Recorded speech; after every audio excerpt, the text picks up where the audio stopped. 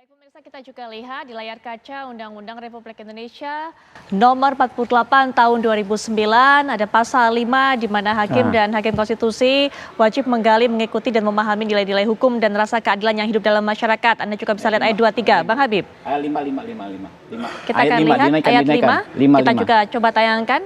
Tadi ayat kami 5, hanya pasal 5, pasal tadi 17, ayat Baik. 5.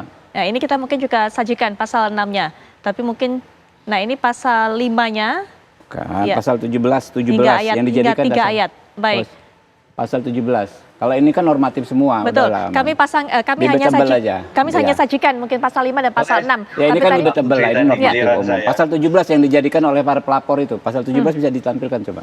Baik. Nah, ini juga kita lihat. Anda juga bisa saksikan, baca di layar kaca, pemirsa. Kami juga akan berikan kesempatan kepada... Putri, kalau nggak salah tadi giliran saya yang bicara dong. Betul Prof Denny, betul. Saya berikan kesempatan kepada Prof Denny. Tapi sebentar, saya ini sambil sajikan juga pasal-pasal ini, Prof Denny. Ada pasal 87 juga. Dari Undang-Undang MK nomor 7 tahun 2020, Hakim Konstitusi yang saat ini menjabat sebagai ketua. Kita nggak ada bicara pasal itu. Dan ini wakil ketua kemana-mana ini. MK tetap menjabat sebagai ketua atau wakil ketua MK. Pasal yang menguntungkan Saldi Isra. Baik, nah kami kan langsung saja berikan kesempatan kepada Prof Denny untuk bisa menjelaskan mengenai hal ini. Tadi tanggapi apa yang disampaikan oleh Bang Habib juga. Prof Denny, silakan. Baik, pertama poin tadi.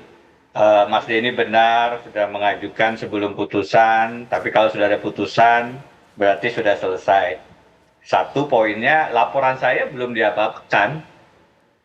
Jadi laporan saya itu 27 Agustus sampai putusan 16 Oktober, 2 bulan hampir tidak ada perkembangan dan baru setelah MK dibentuk baru disikapi. Jadi laporan saya belum ada penyikapan apa-apa sampai putusan itu. Satu poin. Poin lain, kalau kita bicara prinsip, saya bicara lagi. Justice delay, justice deny. Karena laporan saya ditunda-tunda, pengaduan saya itu, keadilan itu diabaikan. Karena itu saya menuntut untuk itu ditegakkan. Kalau kita bicara asas, tadi saya bantu Bang Habib, asas yang tadi disebut, Prof Sudikno adalah guru besar Fakultas Hukum UGM, dalam bukunya Mengenal Hukum, mengatakan res judicata pro veritate sabetur. Bahwa putusan pengadilan itu dianggap benar, sampai ada putusan yang mengatakan sebaliknya. Jadi ada anak kalimatnya itu, sampai ada keputusan yang mengatakan sebaliknya. Apakah putusan MK bisa dikatakan tidak benar? Kalau kita baca pasal 17, ayat 6, sebagai bentuk dari kalau konsep asas judicial disqualification atau yang dikenal dengan konsep recusal, hakim tidak mundur pada saat ada benturan kepentingan, ada keluarganya yang terkait dengan perkara, maka pasal 17 ayat 6 mengatakan putusannya menjadi tidak sah. Dan pasal 17 ayat 7-nya mengatakan bisa diperiksa kembali dengan komposisi hakim yang berbeda. Oh, ini tidak berlaku. Kita lihat, ini Undang-Undang Kekuasaan Kehakiman. Pasal 24 mengatakan kekuasaan kehakiman itu Mahkamah Agung juga Mahkamah Konstitusi. Jadi ini berlaku dengan sebentar Bang Habib. Kemudian, izinkan saya bicara, Bang Habib. Tadi Bang Habib bicara, saya diam. Silakan abangku. Pada saat kita nanti bicara tentang apakah ini nanti ada benturan kepentingan atau tidak, kita lihat besok putusan MK. Menurut saya ini terang benderang bahwasannya apa? Bahwasannya memang ada hakim yang punya benturan kepentingan karena kasusnya terkait dengan keluarganya. Kasus 90 ini adalah kasus yang dengan terang dalam dalilnya menyebut nama Gibran. Dalam dalilnya mengatakan ini tokoh yang dia idolakan, yang harusnya maju sebagai calon presiden. Di dalam dalilnya ada, justru di putusan perkara 90 itu. Jadi dengan batas penalaran yang wajar sebenarnya tidak sulit. Dan saya yakin, Hakul yakin, besok dalam putusan MK, saya melihat Pak Jimli akan menegaskan ini, bahwa ini ada benturan kepentingan yang harusnya disikapi dengan sangat mudah oleh seseorang yang negarawan. Poin terakhir sebelum nanti kita berikan ke kesempatan, Yang namanya Undang-Undang Dasar 45 itu harus dibaca secara utuh menyeluruh. Pada saat dia final and binding, putusan 24 tentang MK itu harus dibaca juga ada prinsip independence of the judiciary, kemerdekaan kekuasaan kehakiman. Artinya apa? Kalau MK-nya mudah diintervensi oleh kepentingan politik, kalau MK-nya ada hakim yang tanpa alasan diganti karena berbeda dengan kepentingan politik putusan Undang-Undang Cipta Kerja Hakim Aswanto, kemerdekaan kekuasaan kehakimannya itu bisa diotak-atik, maka final and binding menjadi tidak ada maknanya. Baik. Kalau kemudian syarat menjadi hakim harus tidak tercela, negarawan, adil, ternyata hakimnya bukan negarawan, masih tercela perbuatannya, tidak bisa berlaku adil, maka prinsip final and binding di situ mesti juga dipertanyakan. Baik, Prof. Lagi-lagi kita harus membaca secara utuh, sistematis, bagaimana kita memberikan satu konsep final and binding kepada hakim yang tidak tahu bahwa dia sedang memutus untuk kepentingan kakak iparnya Presiden Jokowi, untuk kepentingan ponakannya Gibran Raka Buming Raka. Hal sesimpel itu dia tidak bisa memahami, itu bukan negarawan. Baik. Dan tidak layak diberikan prinsip final and binding. Baik, Prof. Baik, langsung saja Bang Habib, silakan. Ya, tentu kita sangat memahami ya Undang-Undang Kekuasaan Kehakiman. Tentu Pak Denny juga harus memahami sistematikanya, di mana diatur berbeda hakim, hakim agung, hakim konstitusi. Ya, di pasal 1 angka 5 ya yang disebut hakim itu adalah hakim agung dan hakim pengadilan yang di bawahnya. Hakim adalah hakim agung dan hakim yang ada di pengadilan di bawahnya. Hakim konstitusi diatur di pasal 1 angka 7.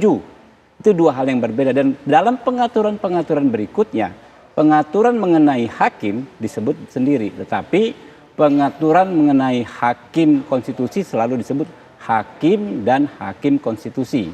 Sekarang kita baca pasal 17. Di pasal 17 itu hanya disebut hakim.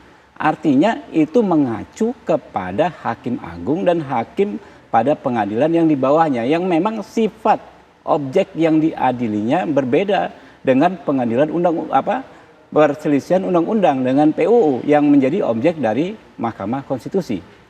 Kemudian ya, mengenai banyak hal asumsi-asumsi yang tanpa bukti disampaikan oleh Bung Denny, kita nggak bisa jadikan pegangan. Silahkan saja misalnya saudara Denny meyakini ya, Bung Denny ini meyakini pergantian Hakim Agung Aswanto itu bermasalah karena tidak sepakat dengan Undang-Undang Cipta Kerja. Silahkan dibuktikan gitu loh. Jadi kita nggak bisa bernegara ya dengan asumsi kita sendiri. Jadi nanti kita bisa menjadi anarkis gitu loh. Merusak cara berpikir yang seperti itu. Silakan berpendapat, tapi jangan memaksakan asumsi-asumsi di kepala kita tanpa dasar, tanpa bukti, tanpa aturan yang ada gitu loh. Akhirnya bisa rusak semua kalau begitu. Tapi jika ada persepsi seperti itu, kemungkinan seperti itu dikatakan oleh Prof Denny, tidak ada persiapan dari koalisi? Prof Denny bisa berasumsi tentang sesuatu dengan versinya. Tetapi banyak pihak, banyak versi lain di masyarakat.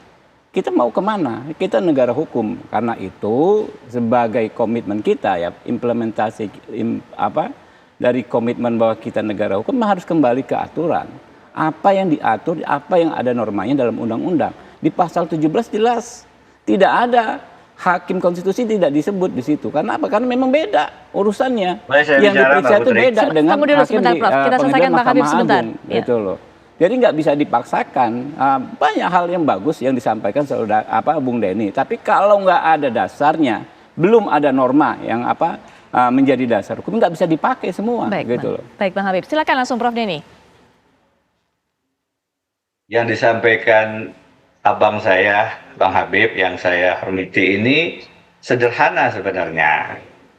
Bagian ketentuan umum ayat butir 5, pasal 1 butir 5 tentang hakim, tentang hakim konstitusi, itu definisi yang kalau kita belajar legal drafting, kuliah yang saya berikan kepada mahasiswa saya, matters kalau ada sa huruf besar, sa huruf kecil.